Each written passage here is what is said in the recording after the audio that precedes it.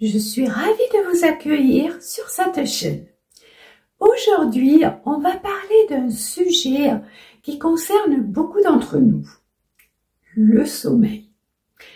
Comment le retrouver naturellement sans tomber dans les dépendances liées aux somnifères?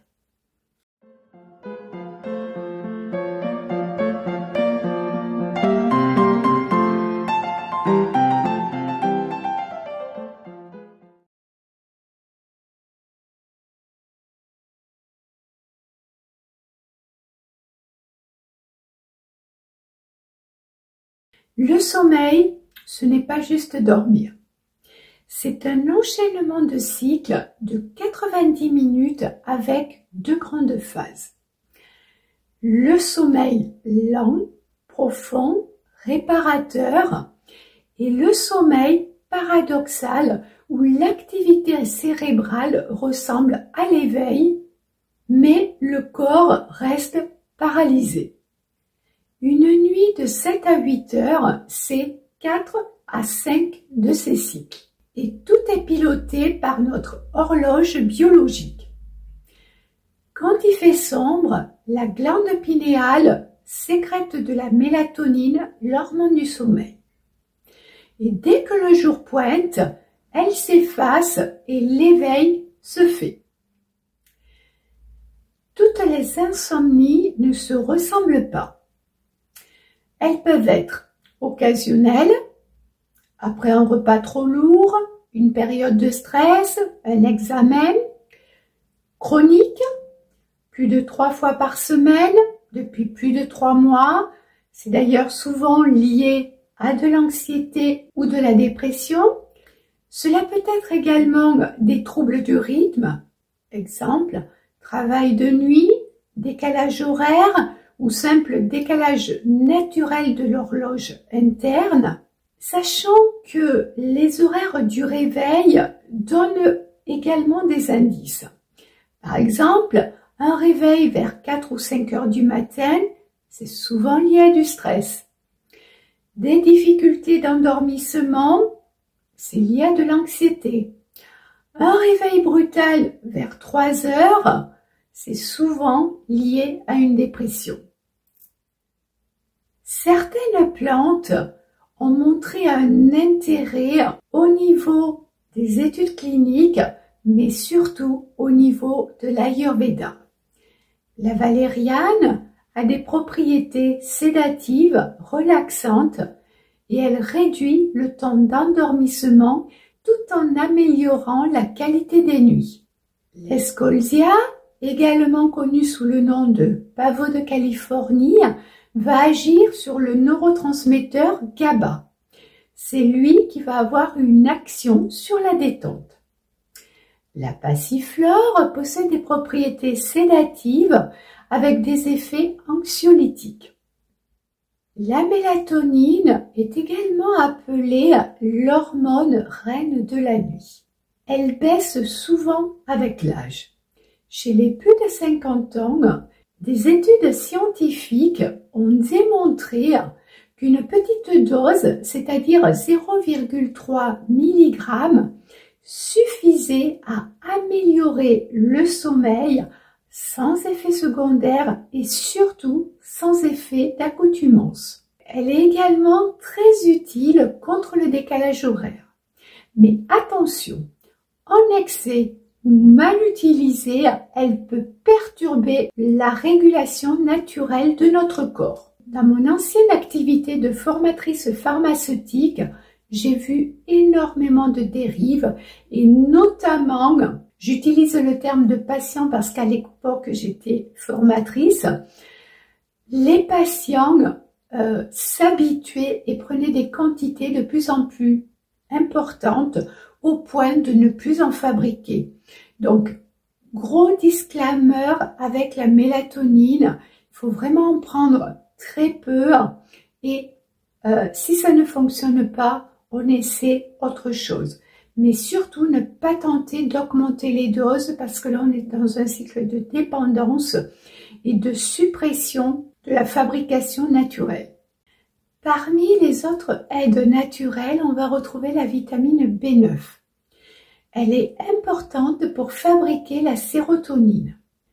Le tryptophane et le 5-HTP sont des précurseurs de la sérotonine et ils sont très utiles pour améliorer la qualité du sommeil.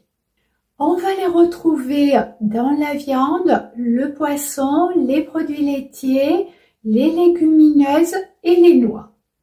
Vous comprenez mieux pourquoi dans les assiettes ayurvédiques que je vous propose, systématiquement au dîner, je vous invite à prendre des légumineuses et en encas des oléagineux. La L-ornithine a la capacité à réduire le cortisol, qui est l'hormone du stress, et surtout à améliorer le sommeil. L'association magnésium-vitamine B6 pour la biodisponibilité est un combo classique. Il est très efficace pour réduire la nervosité. Je vous propose un protocole naturel selon le type d'insomnie que nous avons vu précédemment. Pour un réveil précoce lié à du stress, on va pouvoir prendre du magnésium, de la vitamine B6 avec de la valériane. Pour des difficultés d'endormissement liées à de l'anxiété, on va pouvoir prendre de l'escolzia ou de la passiflore. Pour les réveils nocturnes, souvent liés à la dépression, on va pouvoir prendre un complexe de vitamine B dans lequel on va retrouver de la vitamine B9 associée à du tryptophane ou du 5-HTP auquel on peut également ajouter du millepertuis. Le millepertuis fait partie des plantes à prendre avec précaution parce qu'elle présente de nombreuses contre-indications.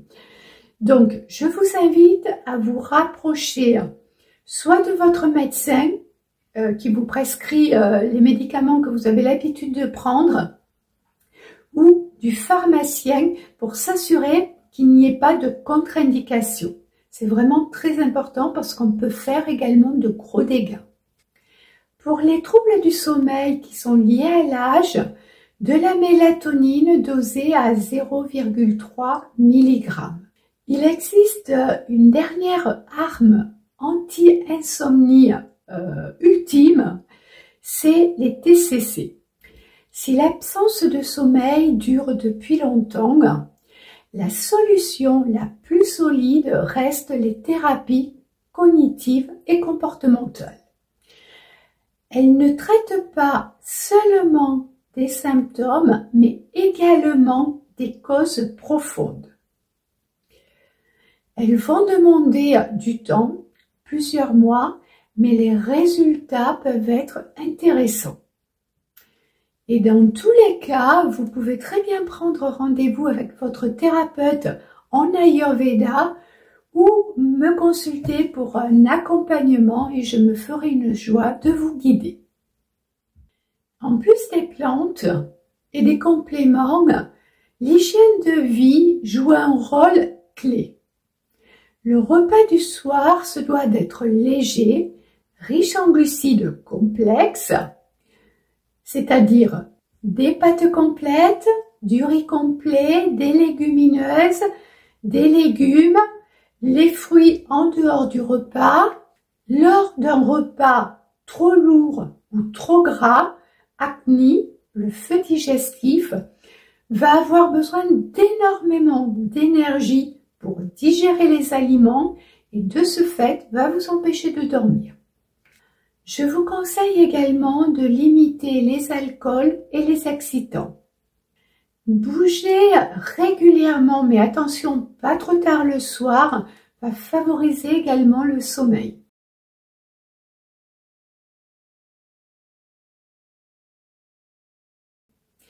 Gardez une température de la chambre entre 18 et 22 degrés, bien aérée, avec une literie de qualité, est vraiment important également.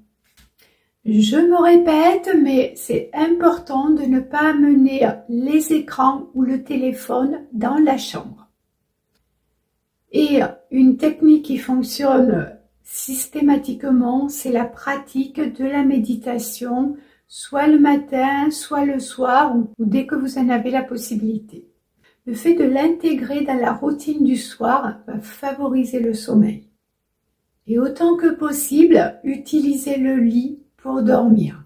Si au bout de 20 minutes, le sommeil ne vient pas, il vaut mieux se lever, faire une activité calme et revenir au lit quand la somnolence se fait sentir. Pour retrouver le sommeil naturellement, il existe des aides comme les plantes, la mélatonine, des vitamines, des acides aminés, mais le plus important reste de comprendre la cause de vos troubles.